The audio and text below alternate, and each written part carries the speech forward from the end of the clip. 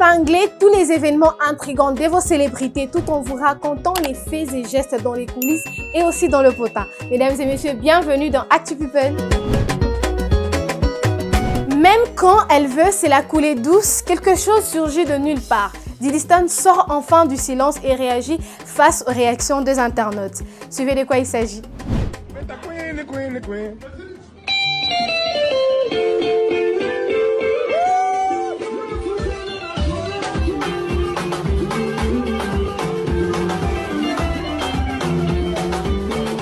L'influenceuse mannequin congolais Diddy Stone s'est indignée suite à une fausse déclaration qui lui a été attribuée et qui circule sur les réseaux sociaux. C'est dans cette citation, Diddy Stone aurait déclaré « C'est grâce à ma mère que je suis la nouvelle fille vierge de la famille. Merci pour tout maman ». Pendant, Diddy a fermement démenti avoir tenu de tels propos. Sur son compte Instagram, elle a déclaré qu'il serait peut-être grand temps de commencer à déposer des plaintes contre des médias bidons qui passent leur temps à inventer des histoires et à lui attribuer des fausses déclarations. Cette fausse citation avait été initialement relayée par une page Facebook intitulée Meilleur de la musique congolaise avant de se répandre sur les réseaux sociaux. La fille de Koffi Olomide, excédée par cette situation, a fait savoir qu'elle envisageait désormais de porter plainte contre des médias qui propagent ce type de fausses informations. Elle souhaite ainsi mettre un terme à ces pratiques qui nuisent à son image et à sa réputation.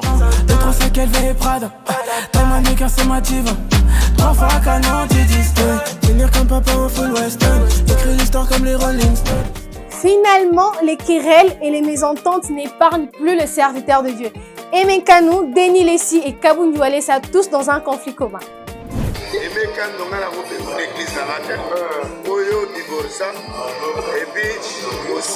Un échange acerbe. Les tensions entre les pasteurs congolais Denis Lessi et les chantres Aimé Kanou ont pris une nouvelle tournure après une prise de parole musclée de Lessi. Réagissant aux récents propos d'Aimé Kanou qui avait déclaré qu'il refusait toute invitation du pasteur comme Lessi ou Alessa dans leurs églises. Le pasteur a rétorqué ouvertement « Tu es un homme divorcé, tu es déjà un artiste fini. Au lieu de passer ton temps à dire du mal de moi, tu es ingrat. J'ai été invité plusieurs fois dans mes activités, je les ferai plus. Réponds-toi, à ton niveau, tu ne peux pas dire de telles bêtises », a lancé Denis Lessi.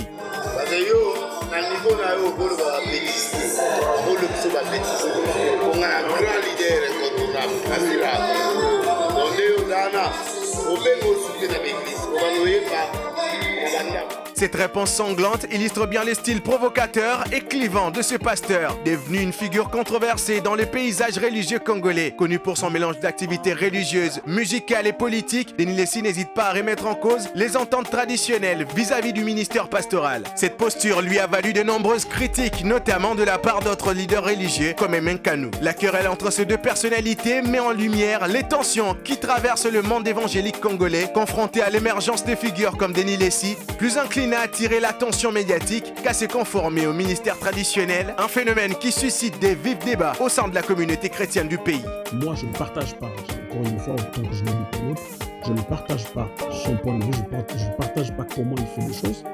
Je partageais avant. Il y a dans ça la lobby en tout cas, et il m'invitait dans une église plusieurs fois. Mais aujourd'hui, je ne me permettrai pas. Alors que plusieurs perdent la foi, certaines prennent la décision de suivre le chemin de l'Église. Ariel Chiné en route pour la conversion. Suivez.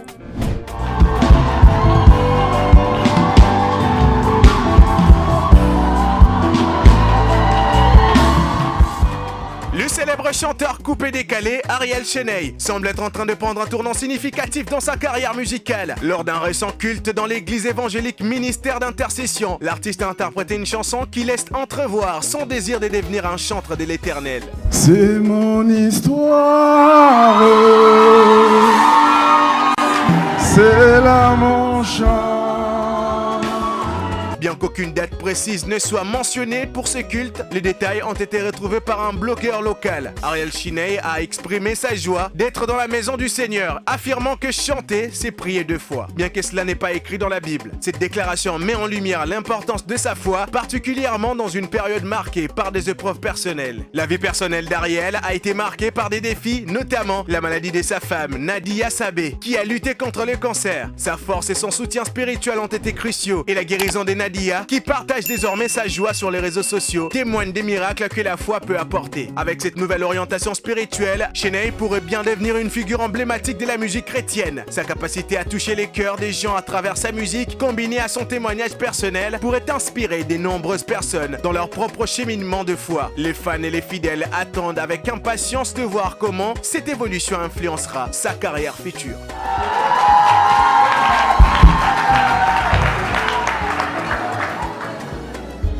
C'est mon histoire,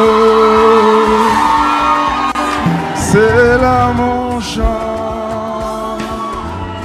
Pas trop d'Eli Bendé, ce sont les paroles du champion Martin Bakolé à Tony Yoka. Suivez.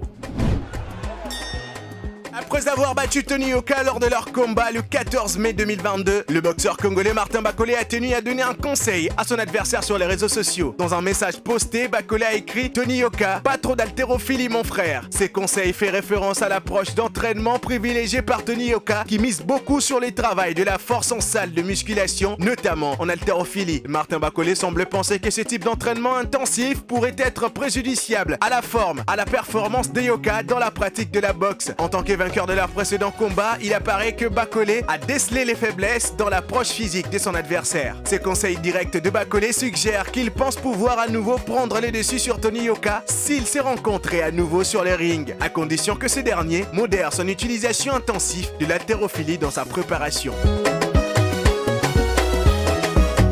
L'affaire de Didi ne cesse de nous surprendre. De l'affaire Epstein à celle de R. Kelly, les victimes sortent enfin du silence, notamment la fille de R. Kelly. Suivez. He was my everything. For a long time, I didn't even want to believe that it happened. Dans un documentaire bouleversant intitulé R. Kelly's Karma et Doctor's Journey, Buku Abi, la fille du chanteur R. Kelly, a fait des révélations troublantes. Elle affirme avoir été victime d'abus sexuels de la part de son père lorsqu'elle avait 8 ou 9 ans. Abi, dès son nom de naissance, Joan Kelly, raconte un incident traumatisant. Je me souviens juste de m'être réveillé alors qu'il m'est couché. Je ne savais pas quoi faire, alors je suis resté là, faisant semblant de dormir. Ces allégations surviennent après que Abi ait qualifié son père de monstre dans une déclaration en 2019, suite à la diffusion du documentaire Surviving R. Kelly. What he has done to those kids, there is no other word for him. He's a monster. L'avocat de R. Kelly, Jennifer Bondin, a fermement nié ces accusations, déclarant que son client refute catégoriquement ces allégations. Bondin souligne que des accusations similaires faites par l'ex-femme de R. Kelly avaient été jugées non fondées après une enquête du département des services à l'enfance et à la famille de l'Illinois. Abi affirme avoir signalé des abus présumés à sa mère, Andrea Kelly, en 2009, alors qu'elle avait 10 ans. Bien qu'une plainte a été déposée à la police, aucune charge n'aurait été retenue, apparemment en raison du délai écoulé depuis des faits présumés. Cette affaire continue de soulever des questions sur la protection des mineurs dans l'industrie du divertissement et l'importance de prendre au sérieux les allégations d'abus, même lorsqu'elles concernent des personnalités publiques.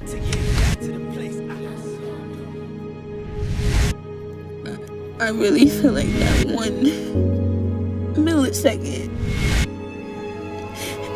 completely just changed my whole life. If my son asks questions, I'm gonna be as truthful as possible. But I will not be taking my son to a prison to meet his grandfather. Nous voilà déjà à la fin de ce numéro d'Actu People. Rendez-vous au prochain épisode. N'oubliez pas, portez-vous bien et à la prochaine.